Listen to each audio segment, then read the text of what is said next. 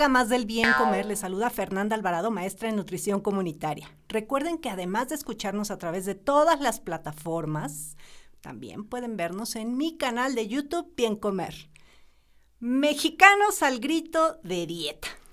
¿En qué momento tergiversamos el concepto del bien comer? Porque hoy que sabemos más de nutrición y dieta correcta, la prevalencia de sobrepeso y enfermedades crónicas no transmisibles va en aumento. Alimentarnos correctamente depende solo de nosotros como individuos. De esto y mucho más platicaré con una querida y admirada personalidad en el mundo de la nutrición, Miriam Bertrand. Miriam es profesora e investigadora de la UAM Xochimilco, nutrióloga con maestría y doctorado en antropología social, miembro del Sistema Nacional de Investigadores y una querida amiga. Bienvenida, Miriam. Ay, muchas gracias, qué bonita presentación. Gracias, un gusto. No, el gusto de tenerte aquí de manera presencial. Cuando estábamos pensando de qué vamos a platicar, porque pues con Miriam hay muchas cosas de qué platicar y sobre todo temas que a mí me gustan mucho. Generalmente aquí saben que viene el nefrólogo, el nutriólogo deportivo, porque de repente siento que estos temas, Miriam, como que incluso entre los mismos nutriólogos no son tan interesantes y en la población tampoco. Estamos acostumbrados como borreguitos a seguir lo que debe ser una alimentación correcta, una dieta correcta. Incluso tenemos una norma oficial mexicana sobre dieta correcta, un plato del bien comer, que si quieres después hablamos, que ya lo están cambiando, ya lo cambiaron y ya vamos a tener un nuevo platito, pero ese es otro tema. Pero a lo que voy, si como país tenemos todo para comer y comer bien, ¿por qué no lo hacemos? Bueno, primero que nada, decir, no es que los temas de estos no generen interés. Por supuesto que todos somos conscientes de que la vida es mucho más complicada que nada más seguir las recomendaciones nutricionales, ¿no? Entonces, no es que no lo sigamos con interés. Lo que pasa es que, bueno, pues hay una idea, digamos, de que la nutrición es más útil, ¿no? Sí, está basada en la nutrición clínica más que en la vida diaria, ¿no? Parece que de esa manera le damos como más importancia y más relevancia. Y eso también tiene que ver con el proceso de medicalización, con el modelo médico ¿no? Bajo el que vivimos todos, ¿no? En donde la medicina basada en evidencia, lo más compleja posible, pues, ¿no? Es como pareciera ser más efectiva o más importante, ¿no? Entonces, bueno, la investigación en nutrición nos va mostrando muchas cosas, pues, ¿no? Pero a la hora de la verdad, pues tenemos que llevarlas a cabo en la vida diaria. Y lo que a veces tengo la impresión es que conforme los años van pasando, siento que requerimos que las recomendaciones alimentarias tengan una lógica de volver al sentido común, ¿no? O sea, hay cosas que son súper obvias y que, sin embargo, con tanto mare magnum de información que nos llega y que incluso esa información es cambiante, porque yo, como digo, de que yo empecé a estudiar nutrición el día de hoy, el huevo ha ido y venido a la lista de los alimentos buenos y malos varias veces, ¿sí? Entonces, la información no es unívoca, pues no es porque la investigación nunca es concluyente y el conocimiento va cambiando, ¿no? Entonces, bueno, es muy difícil para la gente adaptarse a todos estos cambios y porque recibimos mucha información. Yo a veces pienso que las recomendaciones alimentarias deberían ser lo más tendientes a la facilidad y la vida sencilla y el sentido común. Es decir, todos sabemos que el exceso de cualquier cosa es malo. Todos lo sabemos. Sin embargo, vivimos en una vida de excesos, de todo tipo. ¿Por qué? Bueno, porque hay una parte que en nuestra sociedad que también impulsa, pues, ¿no? Esos momentos de ocio, esos momentos de deschongarse, etcétera, ¿no? Entonces, el equilibrio entre la contención, vamos a llamarle así, ¿no? Y el cuidado y las limitaciones al consumo, más las limitaciones de la vida diaria, de tiempo, de dinero, de escasez, etcétera, siempre son un balance en otros momentos donde damos rienda suelta los deseos, digamos, ¿no? Y eso es casi parte de la condición humana, pues, ¿no? Si nosotros vemos igual históricamente, en la mitología, etcétera, siempre existen esas dos como tendencias, ¿sí? Del ser humano, de la contención por una parte y el exceso o el deschongarse por otro, ¿no? Los romanos, los griegos, todas las culturas tienen momentos de exceso, digamos, ¿no? Entonces, bueno, en nuestra cultura contemporánea este equilibrio, ¿no? No siempre es posible, no siempre es tan evidente, porque por otra parte es verdad que vivimos en una sociedad que también impone muchas restricciones y bueno, y pues a juzgar por la última encuesta nacional de salud y nutrición, pues bueno, pues en México el 60% de la población no tiene acceso suficiente ni adecuado a la alimentación. Entonces, también creo que tenemos que pensar un poco esa idea de que si de veras México tiene de todo. Sospecho que no.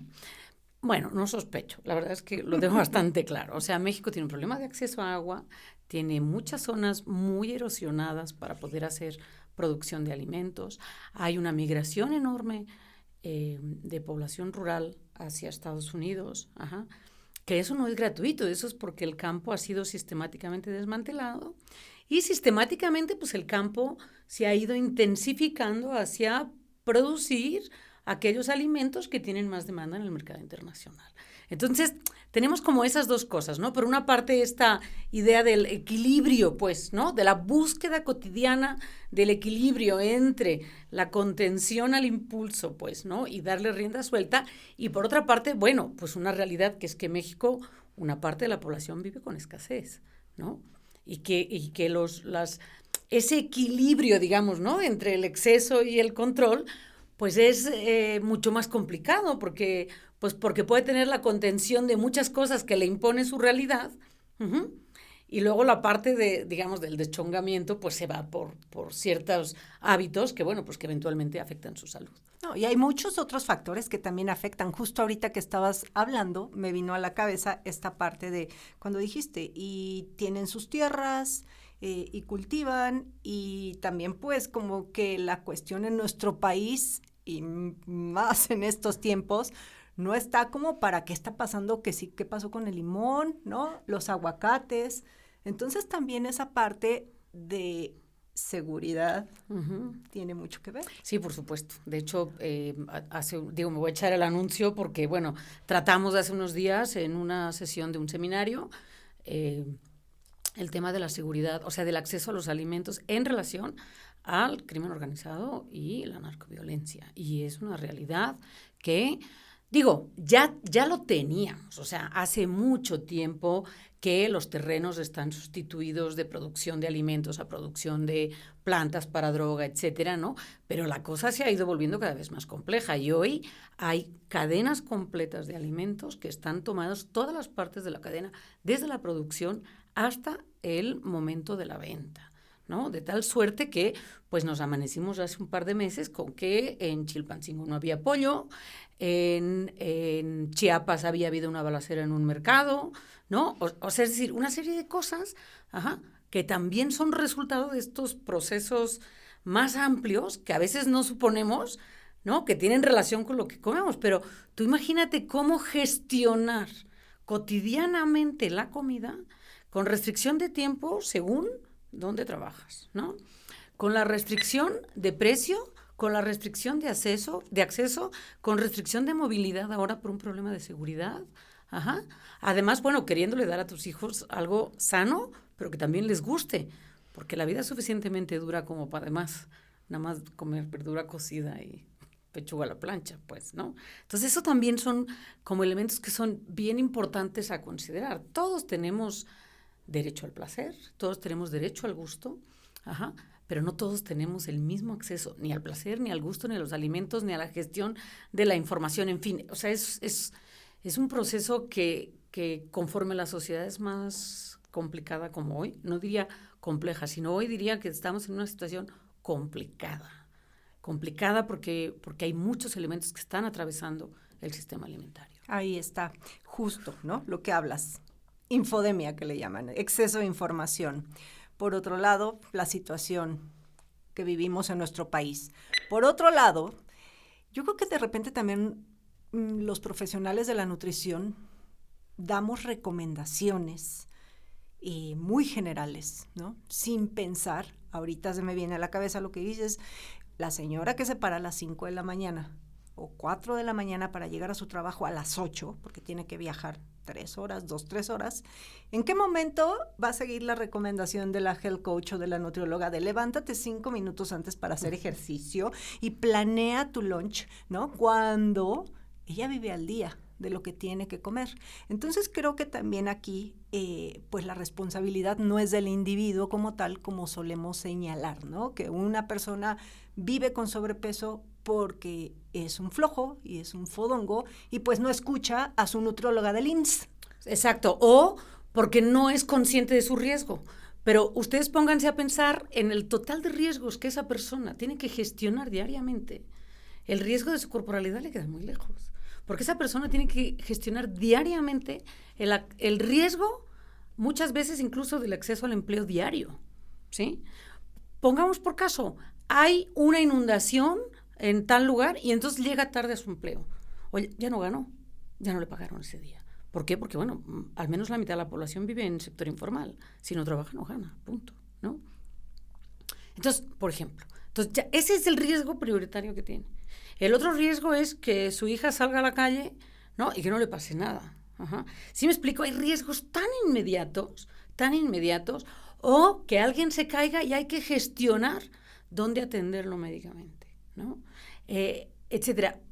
A mí me encantaría que fuéramos capaces de entender cosas que parece que están muy alejadas, pero no. Si nosotros tenemos una política de vivienda donde el centro de la ciudad no fuera tan enormemente caro y pudiera estar un poco más distribuido, o la vivienda o los centros de empleo, ¿sí? Podríamos reducir la cantidad de tiempo que la gente tiene que dedicar a transportarse. Y eso sí puede impactar en la manera, por ejemplo, en que prepara la comida o que se dedica a hacer ejercicio.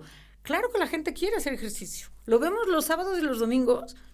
Cuánto espacio se abre de clases de zumba, de paseos de bicicleta, de rentas de bicicleta, o sea, ustedes pueden ver que cuánto espacio se abre. Las albercas de la Ciudad de México, por ejemplo, están llenas, ¿sí? Están llenas. Entonces, bueno, cuánto espacio se abre, la gente va, pero la gente tiene la vida limitada, tiene la vida muy limitada. Entonces, yo creo que hay que pensar, antes de responsabilizar a la gente, ¿no? Ver qué condiciones viven, porque además me parece terriblemente injusto que estemos responsabilizando a la gente de decisiones políticas que no se han tomado. Es decir, nosotros queremos que las decisiones individuales ayuden a contener y paliar los impactos de las decisiones políticas que no se han tomado. Y eso me parece terriblemente injusto, sobre todo con población que de por sí vive en condiciones muy limitadas, ¿no? O sea, tú imagínate que la gente está gorda, se sabe fea, luego le decimos que está enferma, luego le decimos que es su responsabilidad si los servicios de salud, ¿no? Gastan mucho dinero, ¿no? Y todo eso porque él o ella no hacen lo que deberían hacer. No, pues sí me parece como, ¿no? Como un ejercicio de extra culpabilidad, pues, ¿no? Cuando esa gente, pues igual lo que necesita primeramente es tener acceso a servicios públicos decentes, ya de calidad, ya no sé, pero dignos, ¿no?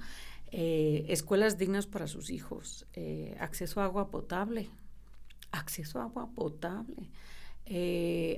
a un empleo permanente o constante, o digamos una entrada de dinero estable, pues, ¿no? Y bueno, y tener la seguridad de que que si se enferma no se queda sin empleo. ¿Por qué hubo tanta gente que se expuso al COVID? Ajá. Bueno, pues la gente se puso al COVID porque no había de otra, pues, ¿no? O sea, si no salen a la calle a trabajar, no tienen dinero. ¿Qué les daba más miedo? Pues uno era la muerte segura. Sí, no lleva recursos a sus casas. A sus casas, claro, ¿no? Entonces, bueno, en fin, yo creo que es bien importante y de veras, yo sí pienso que en este momento, sobre todo a raíz de veras de las cifras que acaban de salir, que tenemos que ser muy, muy conscientes que las recomendaciones alimentarias tienen que ser a partir de las condiciones en las que vive la población y que deberíamos ser más proactivos en hacer gestión local.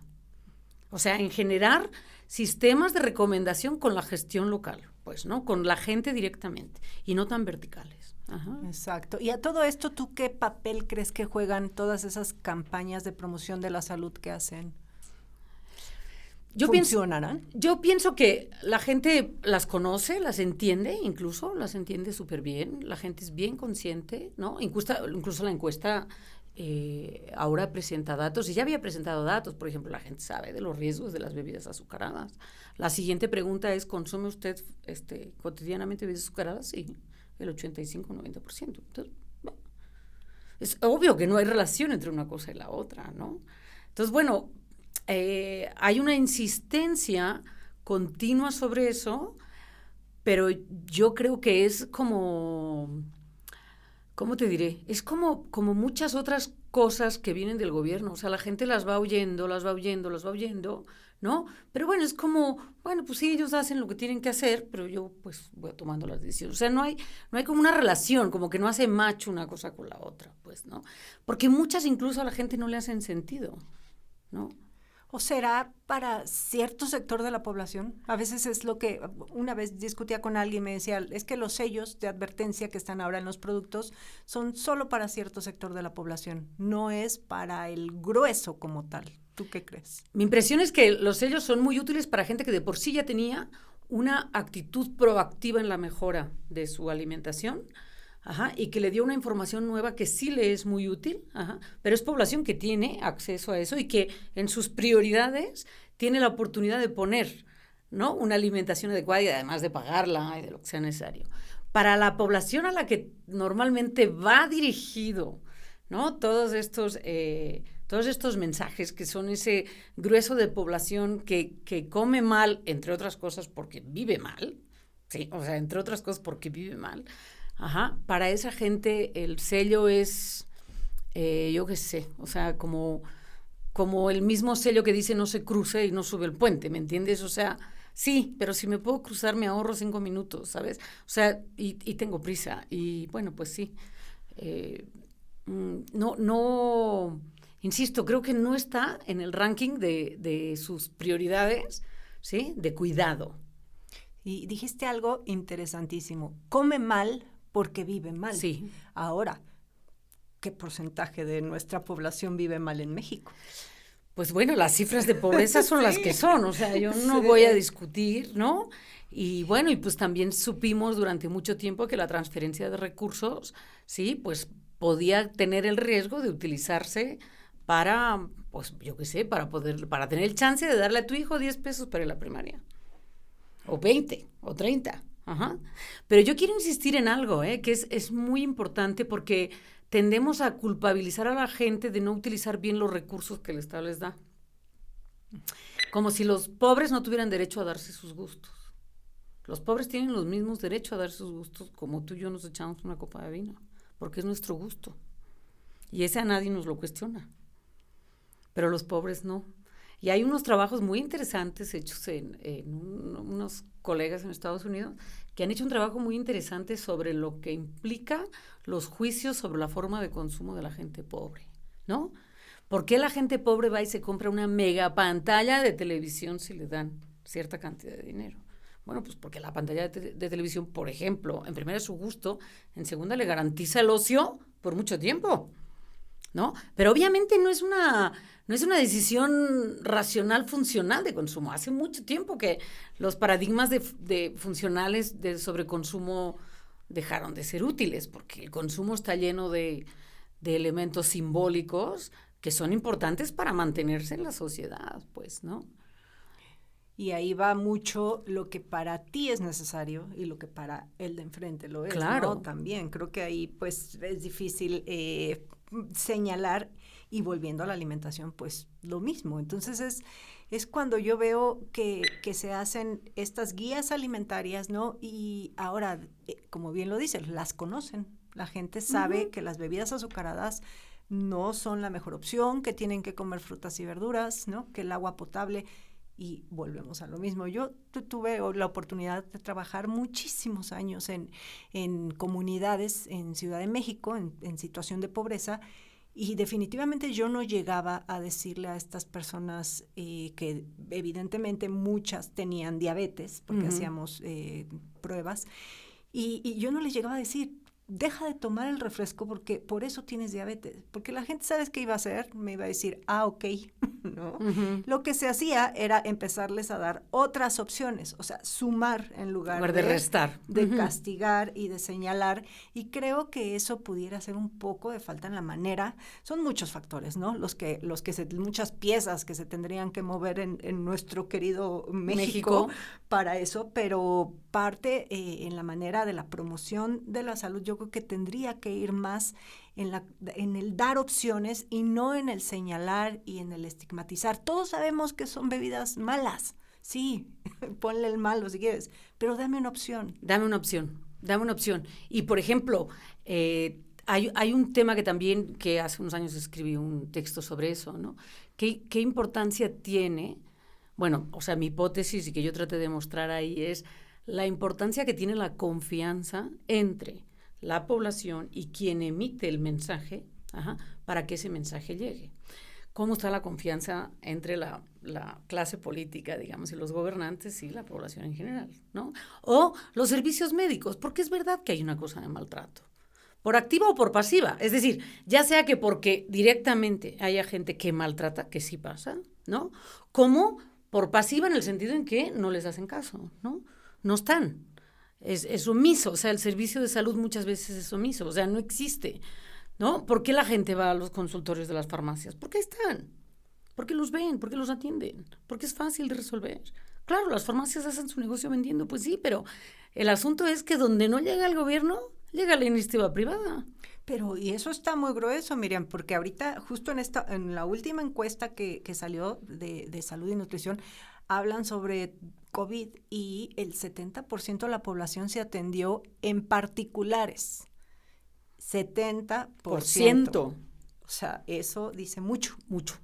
Mucho, porque además esos particulares, la inmensa mayoría, están fuera del control de COFEPRIS, ¿sí? O están fuera del control. Entonces, no sabemos dónde se formaron esos médicos sobre el manejo de COVID, ¿no? ¿Qué recomendaron? ¿Sí? ¿Cómo atendieron a la gente? Si las atendieron en sus casas, porque mucha gente se atendió en su casa. En fin, lo que es bien importante que consideremos es necesario dar opciones, porque si no las da, digamos, las recomendaciones nutricionales, los servicios de salud, pues Segalmex, ¿no? O sea, la Agencia de Seguridad Alimentaria mexicana que teóricamente estaba para eso, donde no llega el gobierno, o mejor dicho, donde no está presente el Estado, ¿sí? Como, digamos, el gobierno, como esos proyectos de Estado, va a llegar la iniciativa privada. Y eso es una realidad. Eso es una realidad. O sea, eso es lo que está pasando, ¿no? Entonces, bueno, yo creo que también tenemos que ser como, desde las agencias y desde el modelo médico y desde la promoción de la salud, hay que ser más empáticos y hay que escuchar a la gente. Y la gente, cuando desconfía, tiene razones. Porque ¿cómo es posible que el impuesto al refresco se haya puesto para garantizar el agua potable a las escuelas? Y el futuro nos alcanzó y los niños no podían volver a las escuelas. Ya no digas porque no había agua para beber, no había agua para lavarse las manos. ¿Pero cómo es posible? Entonces, ¿ustedes creen que la gente confía del impuesto al refresco? No, y después llegan grandes compañías de refrescos a darles agua. ¡Claro! Entonces, ¿por qué? Pero la pregunta es ¿por qué? Entonces, no, las compañías no sé qué. Sí, las compañías hacen lo que hacen y están en lo que están. O sea, tampoco estamos descubriendo el capitalismo. Pero es que la única manera de contener al capitalismo, o bueno, regularlo, contenerlo creo que es imposible, pero regularlo medianamente es que esté presente el gobierno. Si no está presente, entonces campan a sus anchas. Entonces, ¿de qué nos sorprende? Pues, ¿no? Y por eso yo digo, la relación, o sea, la confianza política, sí me parece que es un tema fundamental para que la gente escuche a la autoridad sanitaria. Y no creo que exista tal, porque hay demasiadas fallas sistemáticas. Miriam, ¿con qué te gustaría cerrar esta interesante plática? Te dije que hay mucho que platicar. O sea, necesitamos 1 hora, no media hora. Bueno, otro día. Bueno, hacemos por capítulos. Me gustaría cerrar con un hilito de esperanza. O sea, la cosa está muy ruda, pero sí creo que, por ejemplo, ¿no? En las escuelas de nutrición, que yo trabajo en una universidad en la carrera de nutrición, pues tenemos que hacer mucho trabajo con los estudiantes, ¿no? Para que si de veras, como ellos dicen que han llegado a la carrera con la voluntad de apoyar y mejorar la alimentación de este país, busquemos un nuevo modelo de acercamiento a la población, ¿no? Entonces, me parece que eso es una parte importante. Creo que también es importante que digamos las cosas por su nombre. O sea, a las autoridades hay que decir las cosas por su nombre. Nosotros desde la universidad, pues bueno, la investigación nos muestra lo que nos muestra. Y lo que nos muestra, y los datos de la ENSALNUR ahí están. Entonces, bueno, no podemos esperar que cambiar los datos y que cambien los resultados haciendo lo mismo siempre. O sea, yo creo que es hora de que ya pensemos y tomemos conciencia. Creo que es muy importante también que seamos plurales y que todos quienes toman decisiones escuchen, ¿no?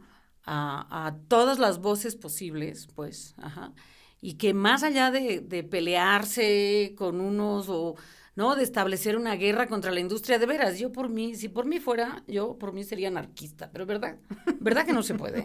¿Verdad que no se puede? Pues seamos pragmáticos, ¿sí? Porque al final es por el bien de la gente, o sea, eso es lo que estamos buscando. Hay cosas que no se van a tumbar, no nos queda más que negociar, contener, regular, etcétera, ¿no? Entonces yo creo que sí hay luces, pero necesitamos la voluntad política y necesitamos, si algo hay que pedirle a la población, a todos, entre nosotros, no es tanto que nos portemos bien comiendo, sino más en un ejercicio ciudadano de exigencia a las autoridades en esos controles, en mejorar las condiciones de agua, por ejemplo, ¿no? De agua en las escuelas, por Dios, ¿no? En mejorar los espacios públicos para poder caminar, para poder hacer ejercicio, para hacer... Y por ejemplo, yo creo que hay muchas zonas en el país donde eso ha mejorado mucho, ¿no? Pero falta mucho por hacer, ¿no? Y también... Pero bueno, necesitamos en todo caso que la población ejerza su derecho ciudadano en eso. O sea, su voluntad tiene que ir hacia eso y no tanto en esperar de parte de una autoridad sanitaria superior, ¿no? Dictarle a la gente cómo tiene que hacer una cosa tan íntima y tan personal y al mismo tiempo tan llena de cultura y tan importante para la sociabilidad como es comer, ¿no? Y yo me quedo con lo que comenzaste diciendo para tus alumnos, porque la mayoría de los estudiantes de nutrición nada más quieren ponerse una bata y prescribir dietas, y la verdad es que ojalá haya más nutriólogos dedicados a la comunidad, que no es ir a dar cursos a comunidades nada más, es muy amplio, y como ver por allá, ¿no? Echar el ojo hacia allá. Querida Miriam, te agradezco muchísimo el que hayas estado en estos micrófonos y espero verte muy, muy prontito. Si te quieren buscar, ¿dónde te pueden encontrar? Pues si me quieren, primero que nada, muchas gracias, Fer, un placer como siempre. Y si me quieren buscar, me pueden encontrar en Twitter como @jicaraideas o pues en la Universidad Iberoamericana, el catálogo de profesores, ahí está mi correo electrónico y con todo gusto. Jicaraideas, si tenías un podcast también. Tengo un podcast, pero está en stand-by. Ok, ya retómalo. Pero bueno, hay cosas que están, digamos, que sí aguantan el paso del tiempo. Mi podcast se llama Jícara, Ideas Comestibles en Movimiento. Busquen a Miriam, no se van a arrepentir y ya saben que a mí me encuentran en Instagram y YouTube como Bien Comer. Gracias. Gracias a ti.